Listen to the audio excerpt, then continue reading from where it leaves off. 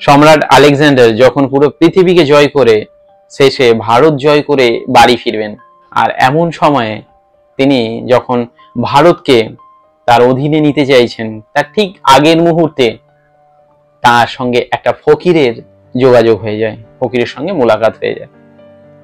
ফকিরের নাম ছিল ডাওজেনেস। তিনি সম্রাট আলেকজান্ডারকে একটা চ্যালেঞ্জ দিয়েছিলেন যে তুমি পৃথিবীকে জয় করতে পারো, কিন্তু তুমি নিজেকে জয় করতে পারবে না।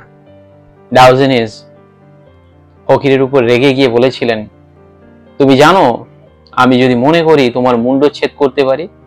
ডাওজেনেস বলেন, যে মুন্ডকে আমি আমার থেকে আগেই ছেদ করে দিয়েছি তাকে আর নতুন করে কাটবেন কি? আমি আমার মৃত্যুকে ভয় পাই না, অলরেডি আমি আমার মৃত্যুকে অ্যাকসেপ্ট করে নিয়েছি। তাই আপনি সম্রাট হতে পারেন, আপনি রাজা হতে পারেন, আপনি পৃথিবী জয় করতে পারেন। যে জয়ের উদ্দেশ্যে আপনি পৃথিবীতে ঘুরছেন, সেই জয় অলরেডি আমি জিতে নিয়েছি, আমার আর কিছু জেতার নেই। সেই পক্ষ থেকে, সেই জায়গা থেকে আমি আপনার থেকে বড় সম্রাট। আপনি আমাকে ফকির ভাবতে পারেন, কিন্তু আমার জায়গা থেকে আমি সম্রাট, আপনি ফকির। এত বড় কথা শুনে সম্রাট আলেকজান্ডার এই ফকিরের কথাতে স্তম্ভিত, তিনি নিরুত্তর। সম্রাট আলেকজান্ডার তার কথাগুলোকে শুনবার আগ্রহতে তিনি অপেক্ষা করতে থাকেন এবং তার কথাকে আরেকটু বাড়াতে থাকেন।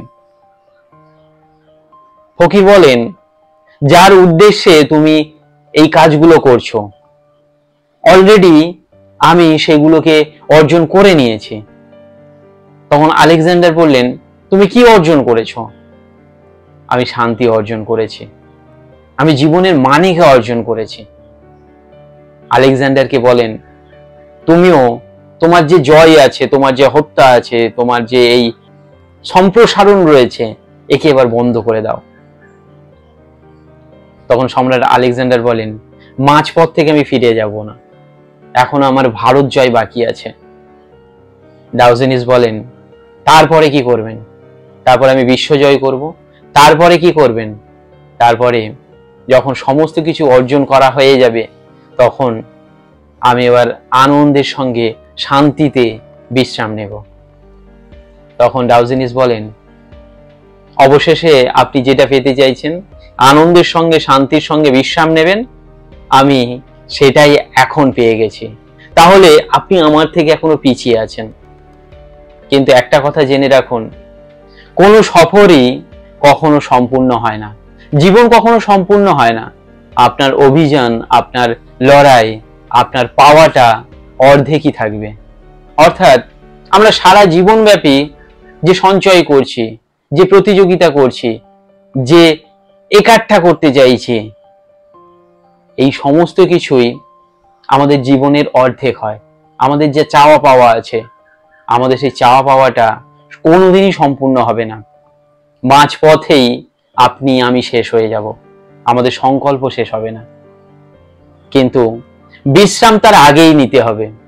এই বিশ্রাম মানে একেবারেই অলস হয়ে যাওয়া নয়, এই বিশ্রাম মানে শান্তি পাওয়া, এই বিশ্রাম মানে সেই আধ্যাত্মিকতার কাছে, সেই ঈশ্বরের কাছে নিজেকে আত্মসমর্পণ করা। আর তেমনই ঘটে। তো ডাওজেনেসের কথাই সত্য হয়।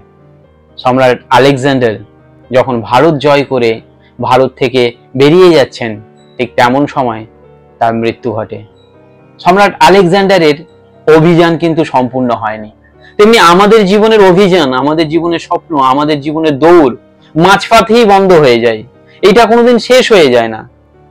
কিন্তু তার আগেই আপনাকে শান্তির সন্ধান করতে হয়, তার আগেই আপনার ঈশ্বরকে খুঁজে নিতে হয়। আর আকস্মিকভাবে সম্রাট আলেকজান্ডার যেদিন মারা যান, সেই দিনই ডাওজেনেসেরও মৃত্যু হয়। এর পরের ঘটনাটা কাল্পনিক।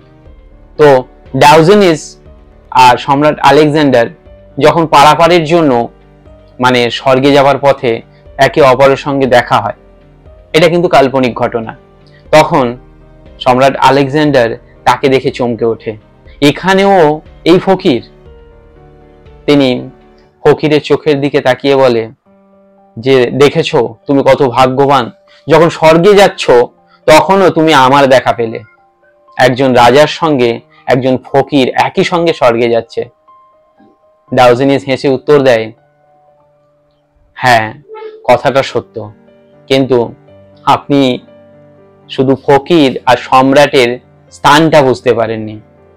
আপনি সমস্ত কিছু হারিয়ে এই পৃথিবী থেকে স্বর্গে যাচ্ছেন, আমি সমস্ত কিছুকে পেয়ে এই পৃথিবী থেকে স্বর্গে যাচ্ছি।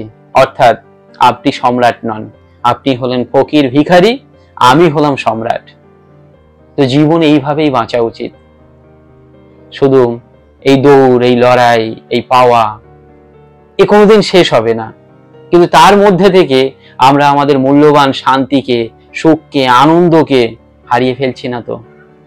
যদি সমস্ত কিছু পাওয়ার মধ্যে থেকে আপনার সেই আনন্দ, শান্তি বিঘ্নিত হয়, তাহলে আপনি সম্রাট আলেকজান্ডারের মতো বাইরে বাইরে রাজা হতে পারেন, ভিতর থেকে আপনি ভিখারি, আপনি ফকির। আর যে ফকির হয়েও যে ভিতর থেকে শান্তিতে আছে, আনন্দে রয়েছে, সে হলো প্রকৃত সম্রাট। তো আপনি আপনার জীবনে সম্রাট নাকি ভিখারি? যদি আপনি আপনার জীবনে সম্রাট হন, তাহলে এই জীবনটা আপনার সার্থক। আর যদি আপনার জীবনটায় আপনি এখনো ফকির আছেন, কিন্তু রাজার বেশে ফকির আছেন, তাহলে এই জীবনটা সম্পূর্ণ অসফল। তো আশা করি আপনারা আমার কথা বুঝতে পেরেছেন। যদি ভিডিওটি সঠিক মনে হয়, তাহলে আমার জন্য কিচ্ছু করতে হবে না, এই ভিডিওটিকে আপনার লাইফে কাজে লাগান। ধন্যবাদ।